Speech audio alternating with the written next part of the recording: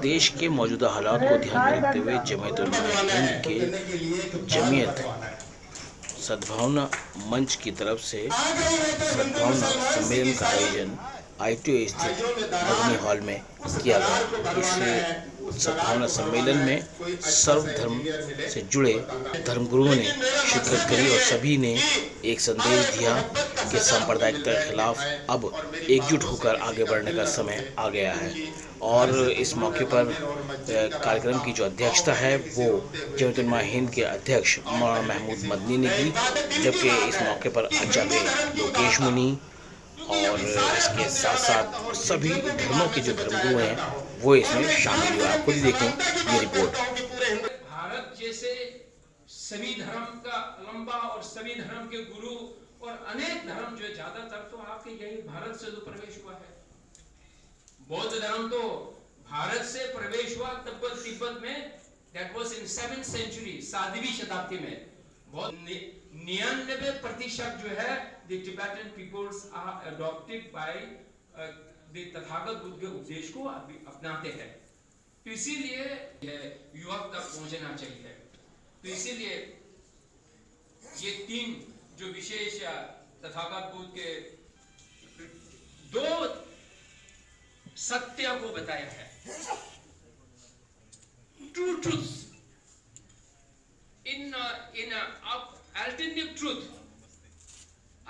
Truth में हम सब है। आज यहाँ मुल्ला जी ने सर्वधर्म सम्मेलन आयोजन किया, आप लोग उपस्थित है।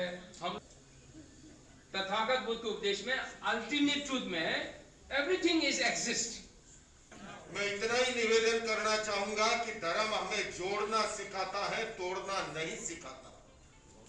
धर्म के क्षेत्र में हिंसा, घृणा, भय और नफरत का कोई स्थान हो नहीं सकता। किंतु मदनी साहब, मैं आपसे निवेदन ये भी करना चाहता हूं कि 2024 से पहले का ट्रेलर इस देश में शुरू हो चुका है। अगर इस देश को संभालना है तो आज इस मंच से, आज इस हॉल से जो सद्भावना सम्मेलन शुरू हुआ है, अब ये संपन्न नहीं। निकल पड़ो यहाँ से। किसी दिन अयोध्या में करो, किसी दिन काशी में करो, किसी दिन अजमेर में करो, किसी दिन जैनों के पालीतना में करो, किसी दिन गोल्डन टेम्पल पे करो। क्योंकि मुझे जो आसार लगते हैं, मीडिया को तो यहाँ से काफी कोसा गया, लेकिन उससे भी आगे अगर जाओ तो ये राजनीतिक दल अपने स्वार्थ के लिए, अपने कुर्सी की रक्षा के लिए या हमेशा के लिए काबिज होने के लिए जो नुस्खे आजमा, जमीनी धरातल पर आज कोई कार्य योजना नहीं बनी, तो ये सद्भावना सम्मेलन भी एक केवल रस्म अदायगी होकर के रह जाएगा, कोई समाधान हो नहीं पाएगा। अगर ये ऐसे चलते रहे तो नुकसान किसी धर्म या विशेष समुदाय का नहीं, देश का होगा। राष्ट्र के लिए संकट की घड़ी पैदा करने की कोशिश हो रही है। एक तरफ हमारी सरकार हो या हमारे देश के बड़े लोग हों, उनका एक सपना है, एक ख्वाब है कि भारत जो है विश्व गुरु के रूप में दुनिया में अपनी पहचान बनाए, और बनी है और बनने का हक भी है। ये अधिकार है भारत का, पर इस अधिकार को वो लोग छीनने की कोशिश कर रहे हैं जो नफरत के सौदागर हैं। और वो जो चाहते हैं बोलते हैं। अच्छा, उनके हम जो बात कह रहे हैं उसको तो कोई दिखाता नहीं। इतनी अच्छी अच्छी बातें हमारे सरदार जी ने कही।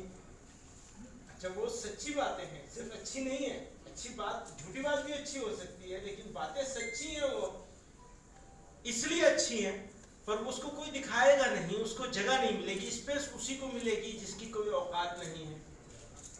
सब तरफ से ऐसा हो गया है, कहानी वही बड़ी बिकती है, खरीदार भी उसी के हैं, तो क्या करेंगे? तो ये इसे, इस दुर्भाग्य को सौभाग्य में बदलना है। बदलने का काम हमारा और आपका है।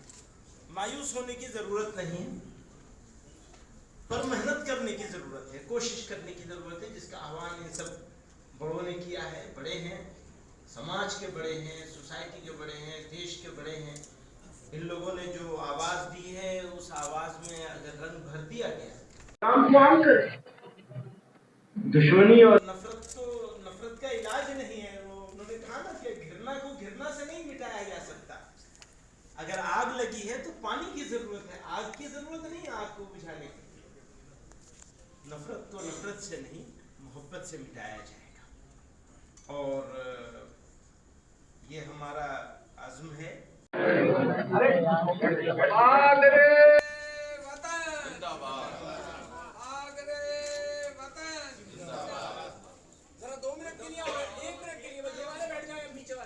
भैया आगे हो जाओ, आगे से थोड़ा इधर कर लो भैया, भैया थोड़ा नीचे कर लो।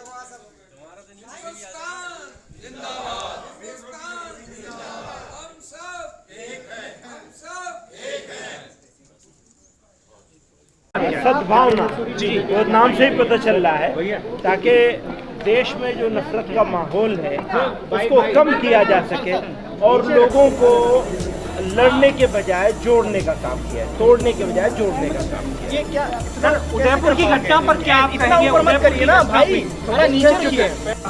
हमने धर्मगुरुओं ने अपने हाथ में लिए, हम गली कूचों में जाएंगे, जाते रहें। जहाँ नफरत की बात होगी वहाँ प्यार की बात करेंगे।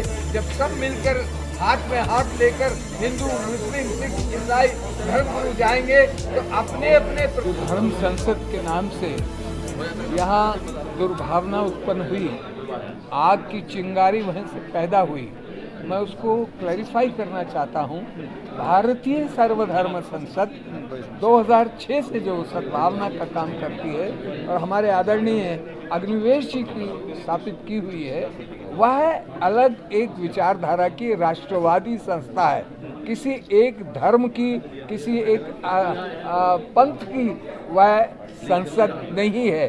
संसद का शब्द कोई भी लगा लेता है, मगर ये भारतीय सर्वधर्म संसद ने आज ये यहाँ बीड़ा उठाया है। ये दायित्व तो हमको फिर दिया गया है हमारे आदरणीय मौलाना महमूद मदनी साहब ने, जो आज का ये आयोजन किया जमायत उलेमाए हिंद के नाम से, क्योंकि राष्ट्रवादी नेता हैं वो, अपनी कम्युनिटी के, मुस्लिम कम्युनिटी की बड़ी आवाज़ हैं। इस देश की आबादी 135 करोड़ से अधिक की है। मेरा मानना है कि अधिकांश लोग अमन पसंद लोग हैं, शांति प्रिय लोग हैं, लेकिन चंद घटनाएं ऐसी भी घटी है जिसको हम इग्नोर नहीं कर सकते। उन घटनाओं से हमारी देश की एकता और अखंडता को कोई चोट न पहुंचे, हमारे समाज का सौहार्द नहीं बिगड़े, उसके लिए सद्भावना सम्मेलन के अंदर चिंतन किया गया कि आने वाले समय में हमें अधिक से अधिक अलग अलग जगहों पर इस प्रकार के कार्यक्रम करके और तोड़ने वाली ताकतों को सफल नहीं होने देना। देखिए कि जब समस्या प्रखर होती है तो उसके लिए समाधान के साधन भी उतने ही मजबूत बनाने चाहिए। ये वो समय आ गया है कि हम उसके लिए जो है सघन हमें प्रयास करने होंगे। ये मैसेज इसलिए कि सद्भावना संवाद जो है वो अनेक बार आयोजन हुआ है, मैं कई बार गया हूँ, और ये इस तरह ये जो